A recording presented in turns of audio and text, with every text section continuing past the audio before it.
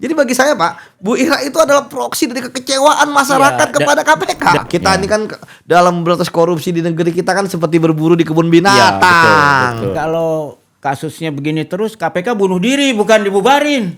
Jangan-jangan itulah yang ingin dicari. Jadi saya pikir sekarang kalau pimpinan KPK dengar gitu ya, sekarang fokuskan semua ya energi penyelidik, penyidik, penuntut ke kasus-kasus besar.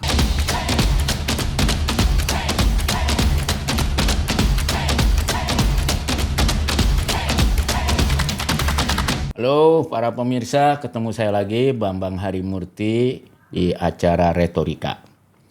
Dan alhamdulillah nih di saat lagi ribut-ribut soal protes pada KPK, ada rehabilitasi oleh presiden dan sebagainya.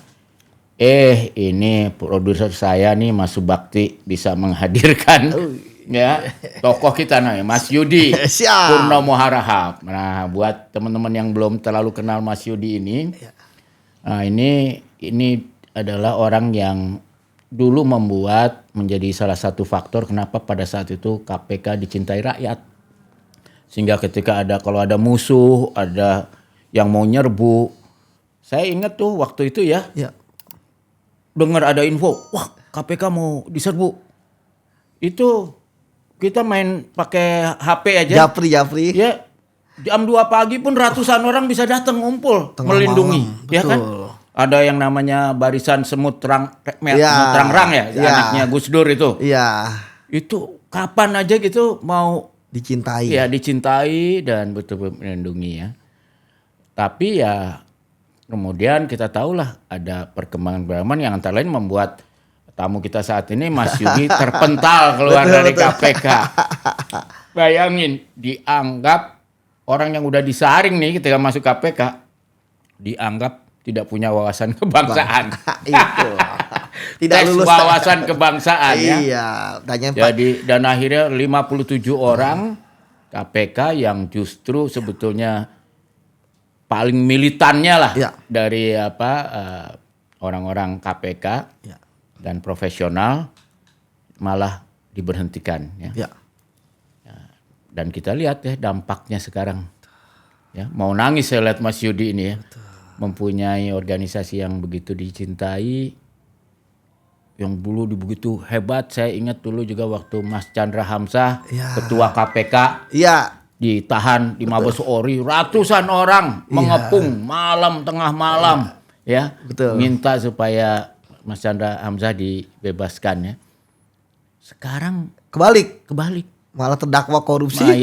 Jadi orang yang kata KPK adalah koruptor, dibela masyarakat, dianggap KPK menzolimi ya Ibu Ira dan kawan-kawannya, sehingga sampai begitu viralnya, sehingga Presiden Prabowo itu merasa perlu menggunakan hak prerogatifnya melakukan rehabilitasi. Jadi apa yang terjadi nih Mas Yudi? Kok KPK yang begitu diulu-ulukan rakyat sekarang boleh dibilang dihujat oleh rakyat? Sebenarnya kan ini sudah diprediksi Pak Bambang Harimurti yang idola saya. Makasih. Jadi kan ingat Pak Bambang bahwa waktu KPK berdiri itu kan ada 3 fundamental penting. Ya waktu itu mungkin Pak Bambang aktif ya bagaimana mendirikan KPK nggak mudah, butuh momentum reformasi. Butuh presiden yang setuju, butuh partai politik yang oke, dan butuh aktivis-aktivis seperti Pak Bambang dan lain sebagainya yang untuk bergerak, termasuk masyarakat yang mendukung. Saya semangat zamannya saat itu. Apalagi akhirnya kepolisian dan kejaksaan waktu itu kan merelakan. Yang itu kan sebenarnya adalah punya mereka. Yang merelakan untuk korupsi. Ada 3 hal yang tadi saya katakan sangat penting. Pertama adalah undang-undang KPK-nya. Untuk pembentukan lembaga yang seperti apa. Mulai dari penindakan sampai pencegahan. Kemudian yang kedua adalah pimpinannya yang berintegritas. Yang ketiga tentu pimpinan berintegritas tanpa pegawai yang bagus, yang berintegritas kan juga tidak akan bisa. Dan yang profesional. Kemudian kalau dulu tuh saya ingat tuh anak-anak muda kita nggak tahu lah di lapangan dia sebetulnya sedang menyamar ya, bisa berhari-hari ya. Dan gitu. Kalau sekarang saya bingung juga ya. Jadi saya lihat begini. Dulu tuh kan sampai berani itu KPK ya. Bayangin, besannya presiden ditangkap, ya kan? Ya. Menteri turun pesawat ditangkap, ya kan? Itu saya ingat juga jenderal polisi ditangkap, ya kan? Sampai diserbu. Ya. Sekarang masa gubernur Sumatera Utara aja, walaupun namanya udah disebut-sebut, dipanggil meriksa aja, enggak gitu takut ya. Ada apa gitu kok? Seperti seperti saya jelaskan dulu, Pak Bambang. Jadi biar kita paham semua kan nggak sanyet-sanyet saat ini terjadi. Ya kan? Pasti ada latar belakangnya kan. 3 ini di 2003, 4, 5, 6 kuat. 2008 kuat. Iya kan? 2009 serangan pertama KPK. Tapi cicak buaya ya. Iya, Pak Antasari dulu yang pertama. Ya almarhum. Ya mungkin kita doakan semoga beliau tenang dan banyak dapat pahala ya dari ini. Karena beliau adalah satu-satunya pimpinan KPK, ketua KPK yang berhasil memenjarakan keluarga presiden. Udah nggak? Kan nggak ada lagi yang lain. Waktu besan itu bukan zaman Pak Ruki ya? Bukan. Pak Antasari sudah selesai. Walaupun 2007. Nah, kemudian walaupun dihantam kuat. Hantaman kedua Bibit Chandra. Masih kuat, masyarakat dukung. Kemudian Bang Novel. Ya kan? Masyarakat masih dukung. Termasuk revisi undang-undang, masyarakat masih dukung. Nah, KPK banyak menangkapi. Tadi akhirnya kemudian Bambang Wijoyanto waktu Pak BW dan Pak AS. Dan nah, kemudian mereka belajar. Awalnya mungkin masukin nih orang-orang, ya kan? Ternyata masih berintegritas kok. Pimpinan berintegritas, pegawai berintegritas dan KPK. Kemudian mereka belajar, wah, kalau gini terus kita udah hantem pimpinannya ditangkepin, pegawainya masih kuat. Pegawainya dihantem, pimpinannya kuat, berintegritas. Akhirnya ternyata mereka menemukan formula bagaimana meruntuhkan KPK. Awalnya dan itu bertahap, Pak. Dan itu mereka punya kesabaran luar biasa. Dan sistematis banget sistem untuk melemahkan KPK itu ya. Kan dari 2013 pengen direvisi, gagal. Ya kemudian akhirnya, wah ini gagal kenapa nih? Wah kita harus membuat, dibilang di KPK ada korupsi, enggak, orangnya berintegritas. Dibikinlah radikal, Taliban. Dan itu berhasil banget ya. Itu yang berhasil. Dengan medsos yang luar biasa, saya ingat sampai kakak adik saya aja percaya loh itu. Itu. Gila loh itu. Saya sampai harus menjelaskan bagaimana mungkin ini orang disebut radikal. Luang agama aja bukan Islam, agamanya orang Buddha, Hindu, orang Chinese, ya kan? Kok bisa dibilang Taliban? Ya. Bahkan ada foto saya di atas itu Osama bin Laden. Iya, gila. Dan waktu itu memang mungkin yang membuat itu memang beberapa teman memang disebut pakai celana cingkrang. Ya wajar lah, itu satu yang kan dan semuanya. Ya, karena saya lihat juga sebenarnya teman-teman anak muda itu saya lihat waktu itu karena ancaman begitu banyak. Iya, dekat sama Tuhan. Akhirnya gitu kan mereka lebih mendekat. Ya, kalau agamanya Islam ya lebih sering sholat lah ya. Kalau agamanya Buddha ya mungkin lebih sering ke kuilnya gitu. Kalau agamanya Kristen lebih sering ke gerejanya gitu loh. Tapi kok semuanya dituduh. Mungkin juga gara-gara kalian sendiri sih suka menyebut dirinya tuh ini Talibannya KPK. Kan maksudnya waktu itu yang militan-militan kan. Yang kalau perlu nggak tidur berhari-hari. Nggak takut mati. Ketua MK kita jemput. Ketua DPR kita jemput. Iya kan? Ketua apalah, ketua DPD dan sebagainya. Nah, mungkin ada juga saya ingat ada wali kota yang ternyata preman gitu di daerah yang ajudan yang bilang saya akan hidup dengan mati, dijemput juga. Jemput, katanya akan ditutup jalan kalau ditangkap, kita jemput. Nah, kemudian tapi kita memahami, Pak. Kan kita nangkepin tanpa kita melihat dia dari mana. Mau partai apa, mau ini apa sebagainya. Akhirnya kan mereka, wah musuh kita satu sekarang nih. Walaupun mereka oposisi, koalisi, ternyata musuhnya satu, KPK. Tapi bagaimana menghancurkan KPK? Ya, tadi pimpinannya dikriminalisasi, bawahannya masih kuat, masyarakatnya masih kuat, ya kan? Oh jadi yang keempat tadi saya lupa, elemen penting ada masyarakat. Oke, pertama undang-undangnya akhirnya diubah di 2019. Inilah sebenarnya lonceng kematian KPK. resmi ya, secara yuridis. Dan itu menyedihkan, itu di akhir pemerintahan Pak Jokowi ya di tahun 2019 ya. Betul, periode pertama. Iya. Kemudian yang kedua, pegawainya dijadikan ASN. Iya. Ya, yang kemudian ternyata ya akhirnya sebelum itu pegawainya yang militan berinteres profesional diautin dulu. Belum, Pak. Belum ya? Lembaganya dulu. Lembaganya dulu dilemahkan. Ya. Itu melalui undang-undang. Iya, ketika lembaganya dilemahkan, kita masih ada di situ, Pak. Ya. Kan kita punya. Dan kalian protes-protes kan dulu waktu itu kan? Betul, dan kita kan punya ini ya, ada filsuf Belanda hukum ya yang mengatakan hukum yang buruk ya di tangan penegak hukum yang berintegritas itu masih oke lah. Makanya kita masih oke, Pak. Ya. Saya dan Bang Novel masih ada di situ, ya. Itu ada 2 menteri loh berhasil kita tangkap. Ya. Noh, mereka kaget kan? Loh, ini kok menteri siapa ya waktu itu? Menteri Juliari Batubara ya. Sama Edi Prabowo. Iya, Edi Prabowo. Iya, bersamaan lagi. Dan basah lagi ketangkapnya ya. Nggak bisa ngelak gitu. Nggak bisa ngelak, OTT. Nah, OTT. Mungkin mereka kaget. Loh, ini kok masih bisa padahal udah dilemahkan. Iya, dengan undang-undang. Wah, udah di ASN kan. Di ASN kan, diacak-acak lah undang-undangnya. Udah sebenarnya lu enggak bisa ngapa-ngapain. Ternyata masih bisa. Makin kaget apa nih? Wah, kita cari orang-orangnya nih. Siapa yang ini? Akhirnya simpulnya ya. Akhirnya setelah ini cari orang. Ya, ternyata kan di KPK tuh ada orang yang pemberani. Berani karena ada orang pemberani. Menular lah keberanian itu ya. Dan ada yang bodoh amat. Mau di KPK apa-apa yang penting saya kerja. KPI lancar. Nah, pangkat naik terus. Nah, mereka pun mengidentifikasi, oh benar nih. Maka kita cari siapa yang pemberani.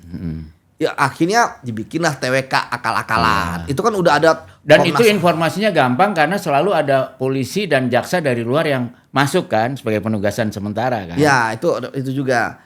Karena memang KPK kan dari awal nggak murni sipil, ada dari instansi lain, kepolisian, kejaksaan, dan PNS. Saya ingat tuh zaman itu terasa ketegangan di dalam itu, saling curiga antara. Iya betul. Orang saya juga ketua wadah pegawai KPK, ya kan teman-teman yang kepolisian itu keluar dari wadah pegawai. Iya. Wah semuanya bikin petisi, asam saya bilang. Aduh tapi, nah kembali lagi ya bahwa carilah. Awalnya 75 orang. Tapi kalau kita melawan, wah ini kalau melawan terus bisa bahaya nih. Diturunin jadi 57. Tapi ketika 57, saya aja ya, saya tanpa perlu ada temuan Komnas HAM, tanpa perlu ada Komnas Ombudsman, ini udah diincer. Ya masa ada pegawai yang kena saya ketuanya, sekjen saya kena. Pokoknya semua pengurus lah ya. Jadi istilahnya kan gini. Kok kebetulan tapi kebetulan gitu Pak Bambang. Nah akhirnya kan tersingkir. Boleh nggak masih ingat pertanyaan-pertanyaan anehnya pada saat TWK? Oh banyak. Misalnya pacaran ngapain aja, ya kan? Kemudian apalagi banyak lah yang saya juga, aduh ini apa ya kan? Pakai kalau sholat subuh pakai kunut atau tidak? Terus donor darah boleh nggak buat apa namanya agama lain? Nah kita nggak tahu buat siapa, yang penting donor. Masa nggak boleh nih buat saya Islam, nggak boleh buat yang lain. Kan nggak bisa request. Ya kan yang penting A B kan gitu. Kemudian apalagi tapi nggak disuruh ngaji ya. Nggak disuruh ngaji. Karena bisa jadi lebih pintaran kita gitu kan. Kemudian banyak lah termasuk Pancasila atau apa namanya kitab agama gitu kan, pilih mana dan sebagainya. Jadi tapi saya pikir pertanyaan itu ya bagi kita, apapun jawaban kita pasti salah udah. Ya kan? Dan karena itu nggak dibuka juga hasilnya kan? Itu nggak dibuka juga karena takut, dan ini melibatkan banyak lembaga. Ya kan, ini sangat aneh dan kita lagi coba bongkar di KIP. Nah setelah ini supaya lebih jelas buat Mbak Cade, karena Anda ketua kan. Dari 57 itu yang non Islam berapa? Non Islam ada banyak juga Pak. Ya berapa kira-kira? Ada 5 atau 6. Tetap aja dituduh Taliban. Tetap aja tuduh Taliban. Padahal mereka bilang kayaknya bukan Taliban, Saliban. Iya, Saliban ya kan. Mereka salib, kami Saliban. Aduh, udah kalau dari nama kan juga sudah kelihatan. Ada apalagi yang Batak kan kelihatan nama marga ya. Misalnya ada Bang Herbert Nababan. Ya kan? Itu udah kelihatan lah. Kalau yang agama Buddha dan dari keturunan Tionghoa siapa? Rizwin, ya kan? Dituduh Taliban. Dituduh Taliban juga. Nah, dan itu padahal militan emang ya. Keturunan Tionghoa, orang Buddha, waduh, pokoknya kalau anti korupsi gak ada agama. Ya, gak ada agama Pak Bambang. Semangatnya sama ya, lintas agama lah pokoknya. Betul. Jadi setelah diruntuhkan pimpinan, setelah diruntuhkan tadi lembaga, kemudian pegawai, sehingga kemudian akhirnya pegawai yang lain yang merasa wah yang pemberani udah disingkirin, yang berani speak up lah ya, disingkirin, waduh apa ini gitu kan, kita kerja aja gitu kan. Kemudian ketika dimasuki lah pimpinan yang bermasalah dengan Firly yang pertama, periode Firly dia periode paling bermasalah, dia aja tersangka, korupsi lagi, dan sampai sekarang juga nggak belum ditahan. Saya nggak tahu kapan akan ditahan gitu kan. Kemudian selanjutnya ya setelah pimpinan bermasalah sehingga masyarakat dan juga satu lagi menurut saya apa? Karena tiba-tiba polisi aktif boleh jadi pimpinan. Nah itu kan dulu pernah akhirnya kan kata banyak aturan yang ternyata nggak ada ininya. Firly kan dulu masih aktif, kita minta mundur. Ya nggak mau dia kan. Ya akhirnya terjadi lagi. Ya kan. Dan itu kan jadi di mata masyarakat kalau pimpinan KPK polisi aktif lah. Dia kan di bawah Kapolri, iya kan? Iya. Jadi kita dari luar suka ngeledek, wah kalau gitu KPK sekarang udah jadi kantor polisi Kuningan. Polsek dulu zamannya. Kuningan, ya kan? Itulah. Jadi memang ya tapi ya sebenarnya kan idealnya kan mundur gitu ya. Waktu zaman dulu ya belum namanya itu, tapi ya sudahlah. Oke, akhirnya Firly kan bermasalah. Firly bermasalah, tambah anak buahnya juga bermasalah. Wakil Ketua Lili Pintauli. Dulu cawe-cawe kasus Tanjung Balai, kena etik, dan hukumnya ringan, masa hanya potong gaji, enak betul, aneh banget, paling berapa juta aja betul. Lalu juga ini pengawas tiba-tiba digaji di dalam, jadi orang dalam pengawas, betul pengawasnya yang nggak independen lagi, bukan luar, ya kan di dalam. Kemudian betul Pak Bambang, kemudian Lili kan udah gitu mengulangi kesalahannya. Masa nonton tiket Mandalika aja gratis harus gratis gitu kan. Dia mundur sebelum ada putusan. Nah, kemudian Nurul Gufron. Ya kan bagaimana dia cawe-cawe dimutasi di kementerian lain, ngapain? Ya kan? Kayak ngancem-ngancem segala ya. Iya, udah gitu prestasi anjlok.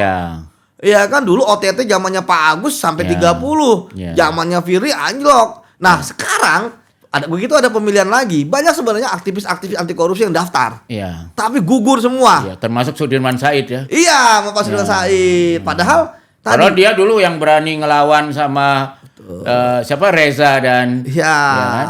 Dan ini menarik ya bahwa saat ini figur-figurnya adalah figur yang nggak dikenal publik. Ya kan udah.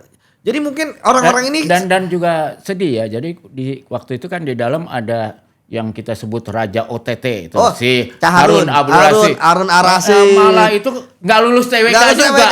Ampun, itu wakil ketua diincar saya. Kelihatan ya. Itu wakil ketua WP. Kelihatan banget diincarnya itu ya. Nah, betul Pak Bambang. Jadi begitu kemudian 3 udah ya. Struktural hancur, revisi undang-undang KPK. Pimpinan hancur. Pimpinan dikasih yang hancur. Pegawai yang aktif hancur. Ya, itu disingkirin. Tinggal satu, dukungan masyarakat. Bagaimana cara untuk bisa memisahkan KPK dari masyarakat? KPK seburuk-buruknya dan sehancur-hancurnya, mereka tetap sebenarnya mendapatkan hati mendapatkan ini di mata masyarakat, ya, karena mereka memberantas korupsi. Dan berani dan militan.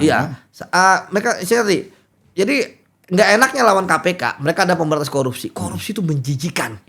Kita pun enggak, ya kan? Jadi kalau kan kita sering mengkritik KPK juga dan sebagainya ya. Nanti tiba-tiba tangga pro koruptor dan sebagainya. Bah, sekarang orang-orang ini berpikir ya, dalang-dalang ini berpikir bagaimana cara memisahkan KPK dengan masyarakat. Ketemu caranya. Mereka tahu bahwa KPK nggak punya buzzer. Mereka tahu KPK nggak punya uang atau dana buat sosmed yang luar biasa. Karena sosmednya benar-benar murni organik dukungan masyarakat kan. Dan uangnya APBN. Nah, kemudian caranya, kenapa sih selama ini KPK didukung, dievaluasi di Cicak Buaya jilid 1, Cicak Buaya jilid 2, terhadap Bang Novel, terhadap revisi. Ternyata KPK itu nggak perlu mereka nyewa buzzer. Yang perlu adalah prestasi. Makanya kemudian ya prestasi memberantas korupsi ini harus down to earth. Dulu kan di langit. Wah, orang yang dibicarakan di warung kopi, kalau ikut proyek harus ada duitnya. KPK berhasil membuktikan ada.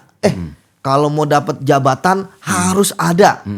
Ya duit. KPK berhasil membuktikan ada.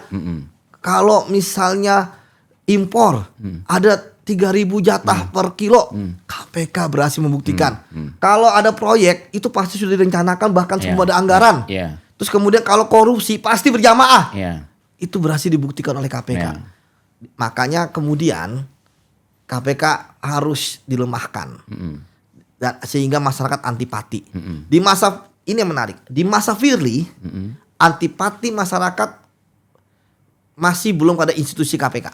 Masih ke Firly-nya. Masih ke Firly. Karena dia memang suka tampil gitu kan. Kemudian juga pimpinan KPK yang juga suka tampil, enak. Termasuk ketika ada pegawai KPK yang hampir seratusan orang ya diperiksa oleh Dewas, yang kemudian ada berapa belas yang di sidang, tapi ada yang nggak disidang juga, tapi dipecat, tapi dipecat, kan membuktikan bahwa walaupun ada seperti itu, masyarakat hanya melihat figur, belum artinya dukungan. Bahkan ketika kemudian pimpinan berganti dan kemudian Hasto, Sekjen PDI, itu kemudian ditetapkan tersangka dan sebagainya, dukungan KPK masih kuat, masih kuat Pak, betul. Walaupun menurut saya tuh setelah 75 orang KPK terbukti meres di tahanan. Terus oleh Dewas hanya dihukum minta maaf publik. Wah, itu udah hancur juga tuh KPK. Hancur juga, tapi sehingga akhirnya gara-gara ribut, tapi gara-gara ribut bereaksi, akhirnya 15 dibawa pengadilan, 75 dipecat ya. Tapi kan masih agak kuat dukungannya. Kan tadi saya katakan. Ya karena dipecat dan diproses. Karena KPK lembaga pemberantas korupsi.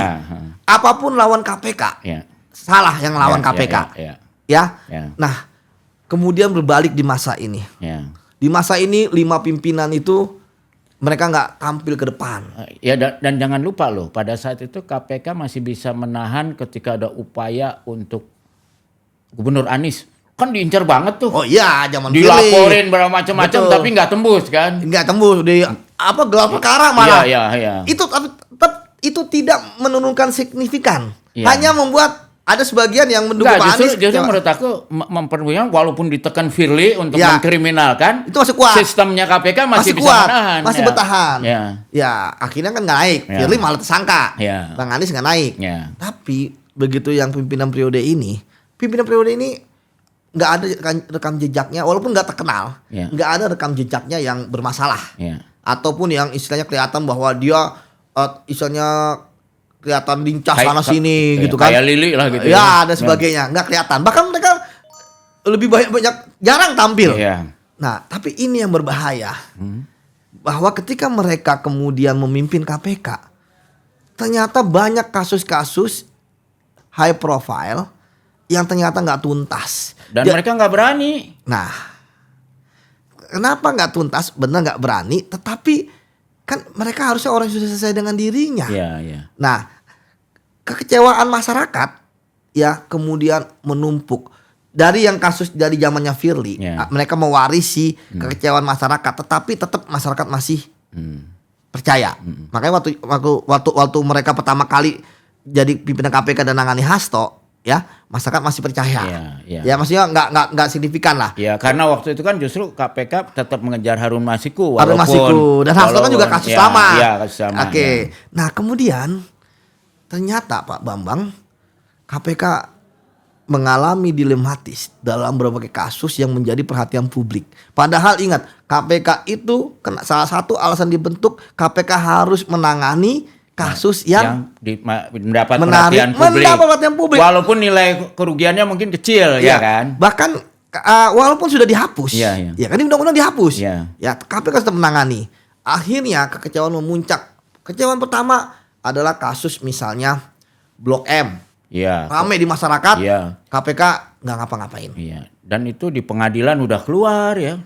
Kemudian yang kedua kasus OTT. Sumut.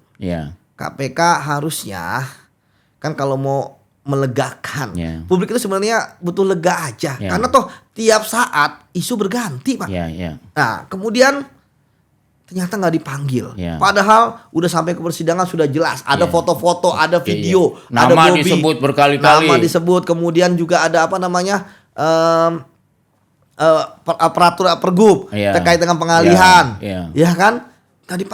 Padahal memanggil formalitas aja untuk meledak hausnya dahaga masyarakat, ya kan? Apalagi kemudian rumah hakimnya terbakar. Aduh, tambah lagi kan? Tambah kan? Ternyata kan ada pelakunya. Walaupun katanya sakit hati gitu kan? Ya kan? Ada berapa 4 kalau tidak salah gitu ya. Artinya kok kebetulan tapi kebetulan. Istilahnya kebetulan dari kenapa 3 hakim dan rumah dia yang kebakar ketuanya gitu kan. Kok kebetulan di komplek rumahnya cuma rumah dia. Ya kan? Ternyata ada yang bakar katanya tapi sakit hati. Oke lah. Kemudian KPK karena nggak berani manggil masa makin kecewa. Ini bahkan ya istilahnya dikatakan ini jangan-jangan KPK ini saya baca tuh kan. Ini jangan-jangan apa namanya pendukung Pak Jokowi dan sebagainya karena dengan analogi dulu dipilihnya oleh apa namanya oleh pansel. Panselnya Pak Jokowi yang milih, kemudian yang ngasih ke DPR kan Pak Jokowi juga. Walaupun dipilih pada saat Pak Prabowo. Tapi Pak Prabowo nggak punya pilihan karena udah tinggal setuju atau enggak aja kan. Betul. Artinya masyarakat ke situ kan. Kita nggak boleh mengejas masyarakat mau pendudukannya apa. Kemudian yang ketiga, rame lagi. Ya kan, apalagi haji. KPK sudah menetapkan tersangka, masyarakat bagus nih. Ternyata dikecewakan lagi sampai sekarang belum ada. Kasus CSRBI misalnya baru 2 tersangka. Kasus BJB Ridwan Kamil sampai saat ini walaupun rumahnya digeledah belum dipanggil. Wah, akumulasi yang seperti itu dan begitu banyak. Gini, kalau orang yang nggak punya kekuasaan, kaum profesional biasa, kenceng banget kayaknya KPK. Betul. Jadi kalau mau mengecewakan masyarakat, jangan banyak kasus. Fokus aja ya. Ya 1 atau 2 gitu kan. Tapi yang benar-benar perhatian publik. Ya, saya gini, kalau mau mengecewakan masyarakat, kan ini kecewa semua nih masyarakat, nggak ada yang sukses. Maksudnya jangan sampai 6 atau 7 ini. 1 atau 2, tapi kemudian ditutupi dengan prestasi yang lain. Ini kan sempat Noel ditangkap, tapi kan hanya menjadi kalau hujan hanya gerimis ketika kemarau setahun. Atau Hasto pun juga gerimis aja bagi KPK untuk dapat dukungan. Nah, tapi karena itu semakin memuncak, akhirnya ketika masyarakat kecewa, akhirnya terjadilah seperti kasusnya Bu Ira ASDP. Bu Ira ASDP tentu kalau kasus semuanya punya argumentasi. Saya pikir kalau bahas itu panjang. Hakimnya aja split ya kan? Hakimnya split. Oke, tapi kita nggak bahas itu karena panjang. Kita membahas bagaimana ternyata dari drone emprit itu 83% sentimen positifnya justru ke Bu Ira. Padahal sebelum ini banyakan orang nggak tahu siapa itu Ibu Ira kan? Banyakan orang nggak tahu, kasusnya nggak tahu. Dan bahkan kan meledaknya pasca vonis 4,5 tahun. Yang kemudian kan yang menarik adalah Pak, dulu akhirnya saya lihat ini berhasil fase keempat pelemahan KPK yaitu penarikan dukungan masyarakat sipil berhasil. Tapi itu saya bingung ya, ketua KPK itu kok milih kasus tuh benar-benar hancur banget ya.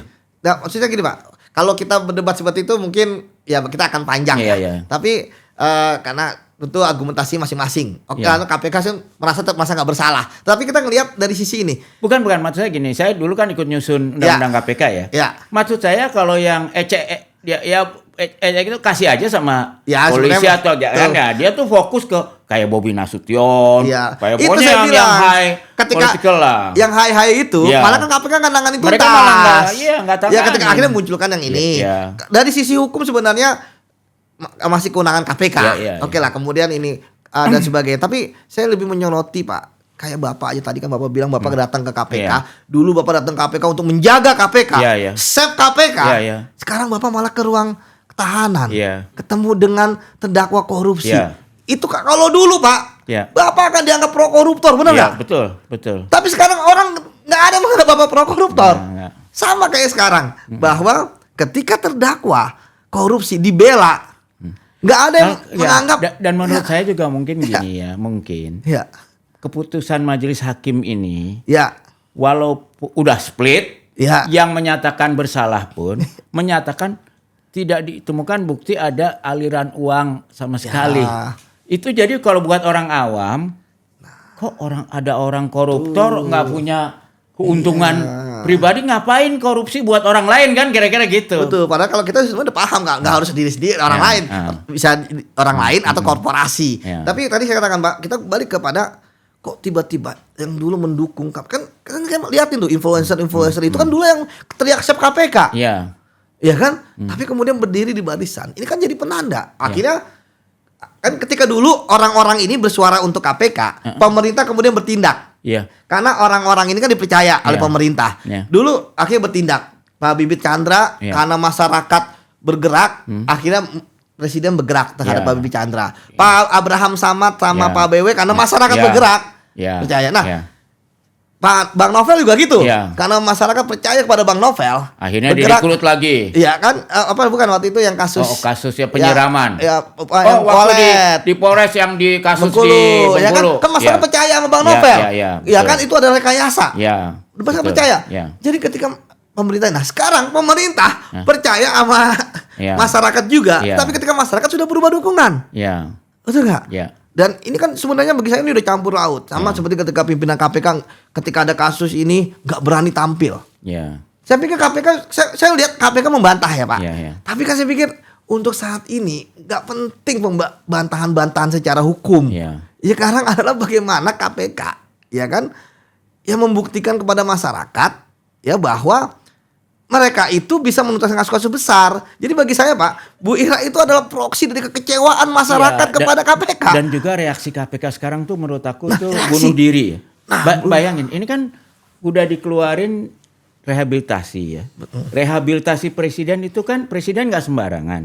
Dia harus dikaji dulu oleh MA ya kan. Ya, dapat rekomendasi. Kalau MA nggak setuju nggak jadi tuh barang. Nggak berani presiden pasti.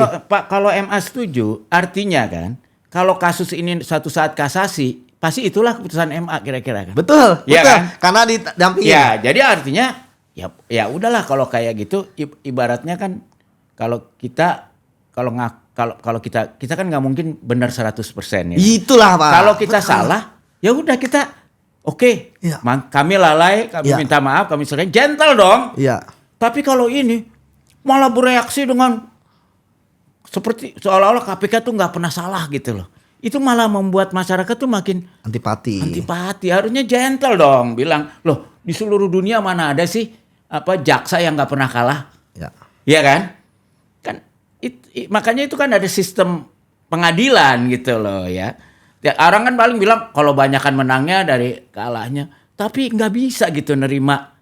Ya, saya paham, itu Pak. Juga menurut saya di mata masyarakat kok. Karena jadi begitu. Di sana saya pikir karena belum belajar Pak. Ya kan sebenarnya ini pembelajaran saya katakan sebenarnya pembelajaran sejarah. Iya. Ya bahwa ini yang nyerang KPK ini bukanlah orang-orang non organik yang nggak tahu tentang korupsi, yang nggak pernah dukung KPK. Ini kan bahkan Pak Mahfud ya kan, Mahfud MD, Todung Mulya Lubis. Bapak aja pakai GAK loh. GAK itu dari tahun 2019 kita demo di HI, Sep KPK kan. Lawan polisi aja berani waktu itu kan. Bayangin. Jadi KPK tidak dilindungi oleh masyarakat sipil. Ini kan menarik. Ya, jadi kembali lagi Pak bahwa saya memang komunikasi KPK itu untuk saat ini saya pikir bukanlah terkait dengan materi. Kalau terkait dengan materi udah selesai KPK. Udah ada rehabilitasi dari presiden. Gak bisa lagi berdebat masalah bahwa sudah benar auditnya dan sebagainya. Tetapi bagaimana sekarang ini kan mungkin udah keluar Bu Ira ya dalam diskusi kita ya. Kalau misalnya nanti tayang mungkin udah keluar karena katanya udah keluar ke presnya mudah-mudahan ya. Udah dapat terimanya ya. Tapi bagi saya sekarang KPK sedang di titik nadir. Kalau titik nadir cara mereka untuk kemudian keluar ini udah kalau Bu Ira udah move on lah. Ya paling kan ada kasus lagi yang swastanya kan belum. Oke, kalau menyelenggarakan itu oke, tapi kan efeknya nggak besar. Justru KPK harus kembali ke mengerjakan PR ya. PR-nya tadi saya katakan. Kembali ke hitah, dia ngejar yang memang yang atau gede sekali jumlahnya atau yang Betul. Kekuasaan lah kan. Mungkin mencari yang belum ada, yang belum kelihatan, masih raba-raba, atau masih sumir buktinya. Cari yang udah ada aja, ya kan?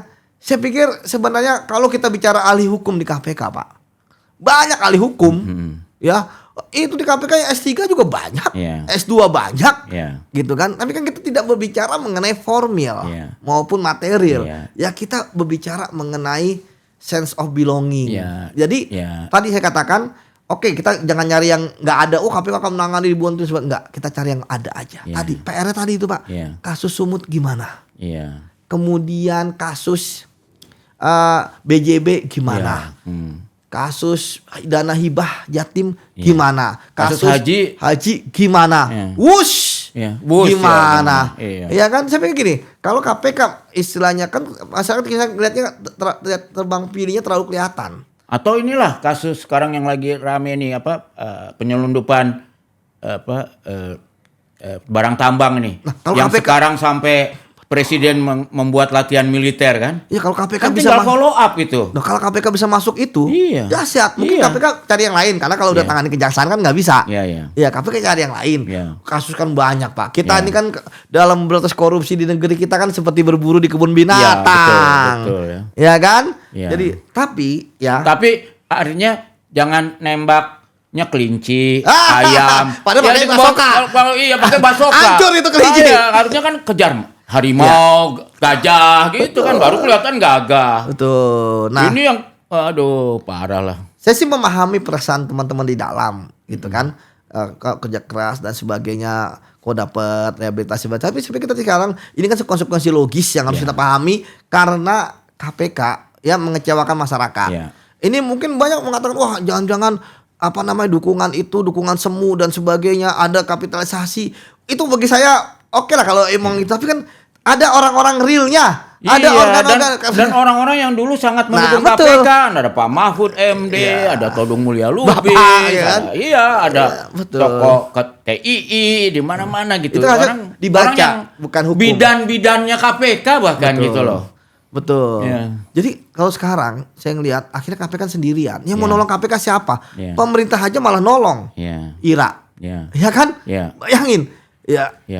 Udah KPK istilahnya lembaga eksekutif gitu kan. Pemerintah malah nolong Bu Ira.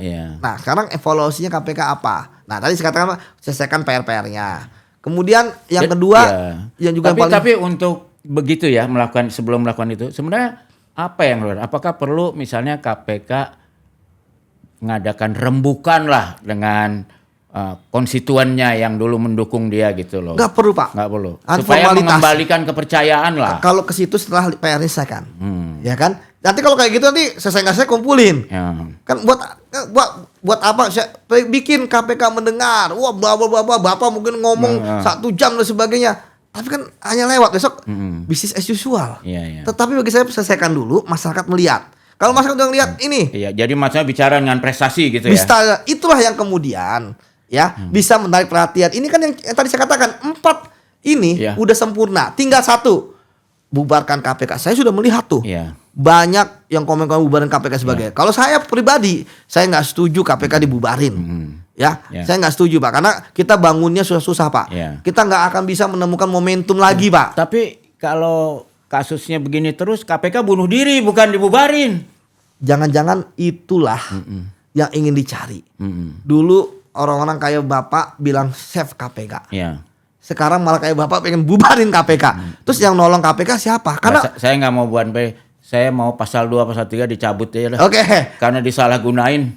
Betul. Nah, istilahnya, Pak, kalau misalnya jadi nanti kan gampang. Ini kan sebenarnya bagi saya bisa jadi ada test case. Bahwa ketika masyarakat dekat terhadap kasusnya Bu Ira, bisa jadi besok masyarakat tiba-tiba begitu ingin bubarin KPK di-grab sama pemerintah sama DPR. Kan bubarin KPK itu gampang. Undang-undangnya aja deh, karena bahwa Undang-Undang 30 tahun 2002 yang diubah dengan Undang-Undang 19 tahun 2019 sudah tidak berlaku. Selesai. Dikembalikan kepada kejaksaan, kepada kepolisian. Apalagi sekarang materi di Undang-Undang Tipikor sudah ada di KUHP baru kan? Betul. Dan celakanya kejaksaan pun dan kepolisian udah punya Kortas Tipikor. Kejaksaan luar biasa penanganan kasus korupsinya. Bahkan Pak Prabowo datang loh. Pertama kali dalam sejarah juga. Pak Prabowo datang ketika aset 12 triliun kalau nggak salah dirampas. Ya artinya kan presiden lihat sendiri kejaksaan bagus. Sementara yang Bapak sebagai salah satu aktivis yang menjadi bidan KPK, kenapa sih KPK berdiri? Karena kepolisian dan kejaksaan pada saat itu parah lah. Tidak bisa memberantas korupsi tanda kutip gitu ya. Berdiri KPK. Nah sekarang akhirnya ada juga itu saya lihat, oh kejaksaan udah bagus, kepolisian udah punya Kortas, KPK gimana? Waduh. Tapi saya pikir tadi ini kan kasus Bu Ira ya, saya pikir tidak akan bisa digerakkan ya untuk kemudian menjadi pembubaran KPK ya ketika karena masih terlalu kecil bagi saya.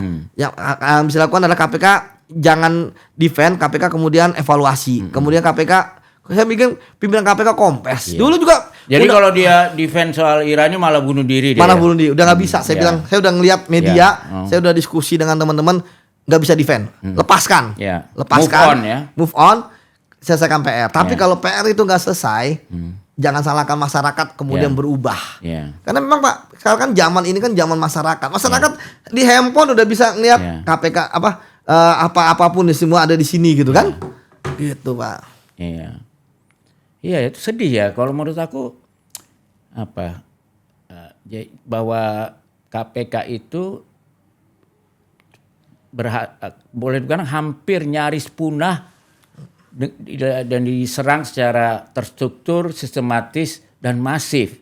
Dan yang menyedihkannya itu kalau dulu tuh selalu KPK bisa mempertahankan diri dengan menarik dukungan masyarakat, sekarang masyarakat pun nggak mau mendukung lagi, ya kan? Itu kan pertahanan terakhir gitu loh.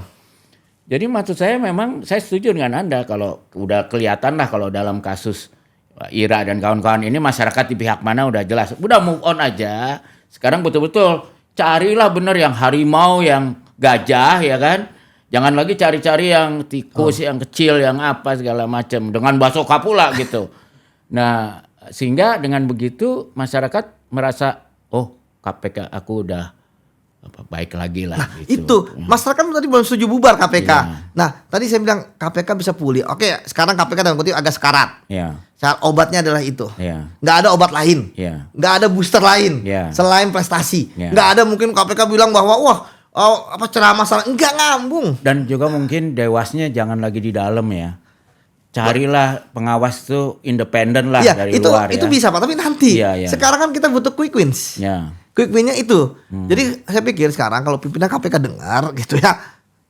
Sekarang fokuskan semua energi penyelidik, penyidik, penuntut ke kasus-kasus besar. Ini bukan artinya bukan buat ngasih permen pada masyarakat gitu kan. Istilahnya nanti masyarakat juga tentu akan kritis kan lihat permen kayak apa yang dikasih ke mereka. Permen jahe. Kalau misalnya ternyata masyarakat wah ini yang ngada-ngada lagi makin marah. Nah tapi yang tadi saya katakan benar-benar oke. Masalah bahwa saya lihat pimpinan KPK telah sandera dan sebagainya. Oke lah memang nggak bisa dipungkiri. Pimpinan KPK kan dipilih ya dari pansel. Saya nggak tahu apa yang terjadi di pansel untuk bisa memilih 10 kan tentu kan nggak hanya di ruang terang. Ya kan Bapak sebuah pengalaman nggak mungkin ruang terang. Bahkan kalau menurut saya kalau pimpinan KPK yang sekarang tuh betul-betul cinta bangsa, menurut aku mereka harusnya nawarin ngundurin diri supaya ketemulah kepemimpinan yang benar-benar berani untuk menjalankan program seperti ini. Ya terus kemudian 10 itu di DPR dipilih 5 kan masa nggak ada di deal Pak? Nggak ada menghadap. Kalau ada DPR kan orang DPR udah kebaca kok yang disetujui oleh DPR pasti semuanya ikut. Jadi ketua. Kelihatan kok. Nanti yang nggak ada partai yang nggak setuju ya kurang sehingga 5 terbanyak. Nah sementara orang kayak Sudirman Said yang punya nyali langsung out ya. Makanya saya bilang ini Pak Sudirman apa karena nggak mampu untuk bikin. Padahal kalau soal kemampuan siapa yang meragukan? Tapi maksudnya gugurnya di awal. Loh berarti kalah sama yang lain dong. Maksudnya itu kan bagi saya makanya orang yang males untuk kemudian ikut-ikutan kan gitu. Padahal salah satu syarat menjadi ketua KPK emang harus nyalinya betul terbukti. Nyali kompetensi. Nah itu kompetensi. Kalau kompetensi doang juga nggak cukup. Itulah betul Pak. Jadi nyali itu harus bagian dari kompetensi yang Makanya itu juga saya juga agak ragu. Nah ini justru menurut saya memang salah satu masalah besar yang dihadapi KPK adalah ketika kalian 57 ini dibuang. Betul. Itu kan fase ketiga. Karena gini ya, karena ketakutan maupun keberanian itu menular. Nah, waktu kalian di dalam kan kalian menularkan keberanian. Betul. Yang berani-berani dibuang, yang bertahan yang penakut. Penakut ini menularkan lagi ke dalam. Iya, betul Pak. Kita sampai bikin petisi loh pada pimpinan KPK.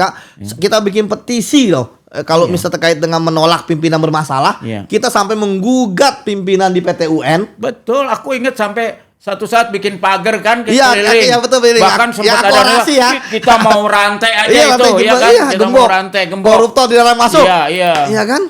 Betul Pak. Tapi orang-orang ini hilang sekarang dari KPK. Hilang. Sebenarnya masih banyak yang di sana Pak. Saya masih komunikasi dengan mereka. Tapi kan mereka sebatas curhatan saja. Dengan ya nggak bisa ngapa-ngapain gitu kan. Akhirnya hanya terbatas kalau ada kerjaan yang mereka kerjakan. Makanya tahu nggak kenapa saya pakai kaos ini? Betul loh. Saya kayak kaget. Tahu nggak? Bapak baca berani. Belakangnya ini. Betul. Yang apa bisa bacain. Yang bisa membuat para penjahat berkuasa adalah karena orang baik diam saja. Edmund Burke. Iya kan? Iya. Jadi kalau teman-teman KP yang di dalam yang baik-baik jangan diem aja. Kayak kalian lah dulu kalau merasa ada yang nggak benar, speak out gitu loh. Tapi kan udah ada contoh yang speak up keluar. Tapi kalau ada gitu pasti masyarakat dukung lah. Betul. Pernah ada kejadian ada yang coba untuk menggerakkan, gagal. Karena ya tadi ketidakpedulian, rasa tidak memiliki lembaga, ya kan. Apalagi sekarang kan sudah menjadi ASN. Ya kan sudah miskin ASN dan sebagainya. Dan itu loh nggak ada simbol nyali gitu ya. Ya. Seperti betul petarung. BW. Petarung simbol petarung BW. Apa Pak Novel. Iya, padahal pegawai loh. Iya pegawai kan Novel. Chandra Hamzah. Petarung gitu. Sekarang seolah-olah KPK kehilangan petarung. Kalau gitu ada yang aman-aman baru tampil. Iya. Milih-milih akhirnya. Kapan tampil, kapan enggak. Iya. Iya kan. Nah sekarang kayak sekarang nih. Dulu kan ada berani si bekas anak buah saya tuh si siapa namanya yang Johan Budi. Ya Johan Budi. Berani kan sampai dia populer di. Nggak takut resiko. Nggak takut. Ya. Karena kan nggak ngukur. Iya. Makanya nih, saya yakin pimpinan KPK 5 itu ngukur nih. Kenapa mereka nggak mau kompes? Iya. Ya kan ngukur. Iya. Kan kompes berlima dong. Iya. Tadi KPK selalu mengatakan kami ini begini-begini terkait kasus Bu Ira, tapi yang tampil jubir. Iya. Harusnya 5 pimpinan. Iya. Ya kan takut apa? Ingat loh, mereka masih 4 tahun. Iya. Masa 4 tahun udah memikirkan ke depan mau jadi apa? Iya. Ya kan katanya menjadi pimpinan KPK udah selesai dengan dirinya. Iya. Ya kan nggak takut apa-apa. Ya kan? Apalagi jangan-jangan mereka merasa nanti ya karena pengen nggak ada happy ending. Karena pengen nanti jadi apa gitu. Iya. Karena bisa jadi nggak happy kan banyak ketua-ketua KPK yang pemberani nggak happy ending. Iya. Antasari. Iya. Pak Bibit Chandra. Ya Pak BWAS. Iya. Ya kan? Kemudian apa namanya? Pak Eri. Ya dan kemudian yang terakhir Firly aja. Nah Firly itu contoh yang bagus. Dia udah nggak berani, dia juga kena kasus. Iya. Iya kan? Iya. Ya karena pimpinan sekarang mau di mana? Iya. Kalau aku sepakat dengan Bapak ya. Kalau mundur aja. Iya. Ya kan? Kasih yang punya nyali lah. Yang punya nyali, ya kan? Iya. Gitu. Ini KPK dikasihnya ini loh. Dan mundur kalau memang mau jabatan lain, udah ngomong aja. Nanti mundur dengan alasan saya harus menjalani tugas sebagai atau ini. Kalau main catur lukir. Iya, lukir ya kan, lukir. Gitu Pak Bambang Syam. Ya, terima kasih. Tapi itulah ada nggak sih kayak yang punya terbukti dulu udah punya nyali kayak IM57 ini balik lagi untuk memberi tonikum pada teman-teman KPK di dalam nih. Sebenarnya kalau Pak Presiden ya udah mendengar juga ya. Mungkin dimasukkan nggak semuanya lah ya. Karena kan sudah ada selama 4 tahun ini udah pada kerja di mana-mana. Tapi saya yakin masih ada teman-teman yang dari kira-kira masih ada yang berapa dari M57 yang masih bersedia masuk? Masih ada Bang. Ada 30 ada? Ada ya? Ada. Jadi untuk menyuntikkan tonikum keberanian gitu loh. Cerdas. Saya sepakat dengan Pak Bambang. Kayaknya butuh booster. Iya. Ya kan butuh. Siapa tahu misalnya Bang Novel masuk, kan selama ini kan simbol KPK bukan hanya pimpinan. Wadah pegawai adalah simbol. Oh, itu yang saya katakan. Dan itu dibubarin. Dan itu juga perlindungan bagi pimpinan kan. Iya. Kalau pimpinnya ditekan, kita muncul. Dia bisa ngeles paling enggak. Waduh, saya kalau gitu nanti saya dikudeta sama anak-anak di dalam kan gitu. Betul. Kita waktu yang revisi kan kita minta mundur aja pimpinan. Kalau nggak berani kan? Iya. Ya kan dulu berani begitu. Iya, kita berani ngomong. Iya kan? Nah, sekarang apa mungkin berani orang di dalam gini? Pimpinan kayak gini harusnya mereka berani dalam bilang. Karena mereka juga ngelihat, mungkin kalau ada yang berani ngelihat kok gua nggak didukung sama teman-teman gua. Nah, kan sendiri. Tapi ya kalau orang-orang yang nyalinya kayak gitu jangan di KPK lah. Iya kan? Iya. Jadi tapi kan kita nggak bisa memilih. Itu sama lah kalau kita saya di Tempo gitu, kalau nggak punya nyali jangan jadi wartawan Tempo. Oh gitu ya? Jadi kerja tempat lain aja. Kalau hanya memberitakan, nggak investigasi gitu ya Bang. Iya kan? Iya. Gitu. Jadi apa ya kita jadi mungkin itu yang kita bisa sepakat ya. Siapa? Bahwa kita semua cinta KPK sebagai lembaga yang memberantas korupsi. Kita harapkan memberantas korupsi. Dan kita ingin dia kuat, dia ingin efektif, ya. Dan memang kesimpulan kita bersama hari ini tidak hanya membutuhkan kompetensi teknis, tapi harus punya nyali, keberanian berkorban lah. Siap. Dan itu buat Indonesia harusnya nggak langka. Zaman 10 November 45 bayangin, orang arek-arek Surabaya diancam sama pasukan yang baru menang perang dunia bersenjata lengkap. Berani tuh maju pakai cuman bambu runcing. Jadi artinya kan DNA nyali kita tuh dan besar gitu loh. Inggris tidak pernah kehilangan jenderal ketika bertempur. Ini 2 loh di sana. Malabi sama lupa tuh lagi. Iya, ada Brigjen juga tuh. Iya, bayangin nggak pernah kehilangan jenderal di perang dunia kan lawan Nazi, lawan Jepang ya kan? Tapi lawan Itali. Itu kan artinya kalau mau dibilang orang Indonesia nggak punya nyali, salah besar. Ya. Betul. Tinggal sekarang ya yang punya nyali inilah yang masuk ke KPK. Siap. Jadi kompetensi teknis terus nyali. Jadi kalau ada tes itu harusnya tes keberanian membela bangsa. Betul. Ya kan? Siap. Cuma punya wawasan kebangsaan tapi nggak punya nyali. Itu loh, banyak yang saya tangkepin itu hidup NKRI harga mati, korup juga. Oh iya, parah kan? Iya betul. Dan ya, jadi itu mungkin satu simpulannya mungkin memang kita perlu suntikan tonikum kepada KPK. Mungkin kalian lah 30-an cukup kalah kalian untuk menularkan keberanian ya. Dan kalau kalian di dalam situ kan kalau si pimpinan ini juga nyalinya nggak tumbuh-tumbuh, kalian pasti akan dorong dari dalam ya. Atau dia macam-macam nggak berani. Jadi kawan-kawan kita akhiri. Kita semua cinta KPK, tapi KPK yang sesuai dengan impian kita ya. Yang berani tapi kompetensi secara hukum bisa nangkapin koruptor-koruptor yang polisi sama jaksa nggak berani. Ya. Kan kira gitu. Kita akhiri. Salaman saya sama Bang Didi. Ya, hidup merdeka.